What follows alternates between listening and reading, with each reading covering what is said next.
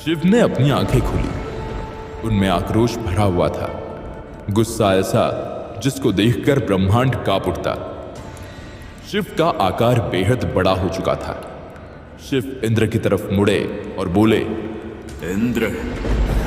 प्रभु, क्षमा कीजिए प्रभु। इससे पहले कि इंद्र अपना वाक्य खत्म कर पाते, एक विशालकाय हाथ ने उन पर आक्रमण किया। वो हाथ शिव का था। इंद्र गुफा के दीवार से टकराकर जमीन पर गिर गए। उस वार में इतनी शक्ति थी कि गुफा के दीवार पर दरारें आने लगी। पूरी गुफा थरथराने लगी। ब्रह्मा ने जाकर इंद्र को उठाया। इंद्र उठकर खड़े हुए। प्रभु, एक बार सुनिए तो। एक और झटके से शिव ने इंद्र और ब्रह्मा को ध्वस्त कर दिया। ब्रह्मा और इंद्र दोनों गुफा के दो हिस्सों पर जाकर गिर पड़े। शिव आक्रोशित होकर चीखे। इससे पहले कि शिव उन पर एक और वार करते, वासुकी और नंदी उनके और ब्रह्मा के बीच आकर खड़े हो गए। हटो वासुकी, नंदी हट जाओ। मैंने कहा था ना मुझे अकेला छोड़ दो। जिसने भी मुझे तपस्या से जगाया है वो सामने आए, नहीं तो आज दोनों को प्राणों की आहुति देनी होगी। प्रभु, एक बार सुन लेते आप तो आपको सब सच मालूम पड़ जाएगा। हाँ प्रभु, ब्रह्मांड पर सच में विकराल परिस्थितियां मंडरा रही है। क्या?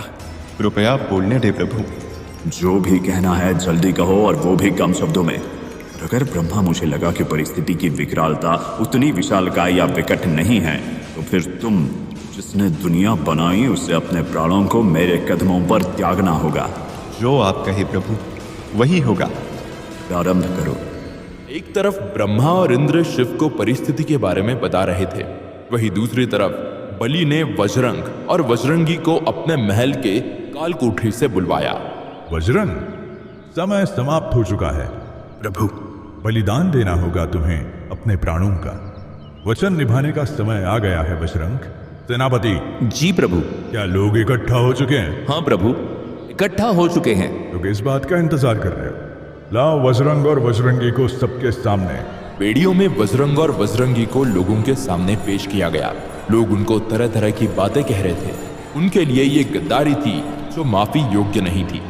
वज्रंग और वज्रंगी की आंखों में आंसू थे और उनके कदम भारी हो चुके थे। उनके शरीर में बल कम पड़ रहा था। वो पूरी तरह से कमजोर हो चुके थे। बलि प्रफुल्लित दिखाई पड़ रहा था। सुनो, ये सबको संबोधित करके कह रहा हूं, बलि राज्य में ना कोई धर्म से बड़ा है और ना कर्तव्य से छोटा। लेकिन नाकामी और गद्दारी ये मेरे राज्य में सही नहीं जाएगी। देखो इनको, इन्होंने हम असुरों के साथ दोनों ही किया है। ये नाकाम तो रहे ही, साथ साथ इन्होंने हमारे साथ गद्दारी भी की है। पर पता है उससे बड़ी बात क्या है? इन्होंने मुझसे सच छुपाने की कोशिश की। अरे ये तो उसमें भी नाकाम रहे। इन्होंने मुझसे कहा था कि इनका बेटा तारका ब्रह्मा के वरदान के बाद बेहद शक्तिशाली हो जाएगा, जिससे कि मैं आखिरकार तीनों लोगों का राजा बन जाऊंगा। लेकिन फिर उसे तो अपना वरदान भी याद नहीं। और तो और वो इतना कायर निकला कि विकट परिस्थिति आते ही वो भाग गया। अपनी नाकामी का परिणाम अपने बूढ़े माँ बाप को भुगतने के लिए छोड़ दिया। तो मैं अपनी प्रजा से पूछना चाहता हूं कि इन्हें क्या दंड मिलना चाहिए? अगर तुमने बोला कि इन्हें छोड़ देना चाहिए, बख्श देना चाहिए, तो मैं इन्हें छोड़ भी दूंगा। क्या इन्हें छोड़ दूं?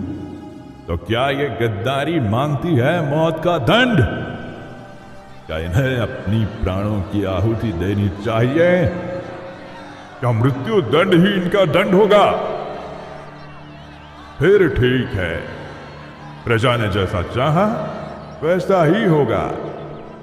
इन्हें मिलेगा मृत्यु दंड। सेनापति। हाँ महाराज। इनकी बेड़ियों से उनको हवा में लटका दो। मैं चाहता हूं हर एक असुर बच्चा ये देखे और याद रखे कि असुरों के साथ गद्दारी का एक ही नतीजा होता है, भय होना चाहिए मन में, ताकि ऐसा कुछ करने से पहले वो 1000 बार सोचे और 1000 बार उसको जवाब ना ही मिले। बलि के आदेश अनुसार बजरंग और बजरंगी को सबके सामने बेड़ियों के सहारे से लटका दिया गया। लोगों ने उन पर पत्थर बरसाने शुरू कर दिए। एक पत्थर बजरंगी के सिर पर जाकर लगा। बलि हंसने लगा यह देखकर। उसके गले में जो सरमुंडों की माला थी उससे खून टपक रहा था। हाथ में मदिरा थी और जिसको एक झटके में पीने के बाद वो चिल्लाया। बस। पूरे महल में शांति फैल गई। बलि वज्रंग और वज्रंगी की ओर बढ़ा। उसने वज्रंग को संबोधित करते हुए बोला, कोई आखिरी इच्छा? हम प्रभु एक बार हमारे लड़के से मिलना चाहते हैं, उसकी शक्ल देखना चाहते हैं। हम भी तो यही चाहते हैं, पर क्या करें, ये संभव नहीं है। सेनापति, जी प्रभु। मेरी तलवार ले आओ। जी प्रभु। बलि अंदर जाकर तलवार लेकर आया।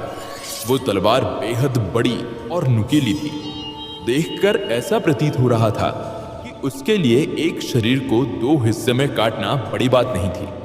वो बेहद ही भारी प्रतीत हो रही थी क्योंकि सेनापति उसे बड़ी मुश्किल से ही उठा पा रहे थे। सेनापति तलवार को लेकर बलि तक पहुंचे। बलि इतना शक्तिशाली था कि उसने एक हाथ से ही उस तलवार को उठा लिया और एक झटके में वज्रंग पर प्रहार करने ही वाला था कि एक आवाज ने उसे रोक दिया। रुक जाओ महाराज। ये आवाज तारका की थी जिसने बलि को रुकने में मजबूर किया। सब लोग उस आवाज के स्रोत की ओर देखने लगे। भरे महल में फिर तनाव भरी शांति फैल गई। बलि उस आवाज की तरफ मुड़े और बोले, कौन है ये जिसके इतने हिम्मत की मुझे रोक दे? मैं हूं महाराज, वज्रंग और वज्रंगी का पुत्र तारका।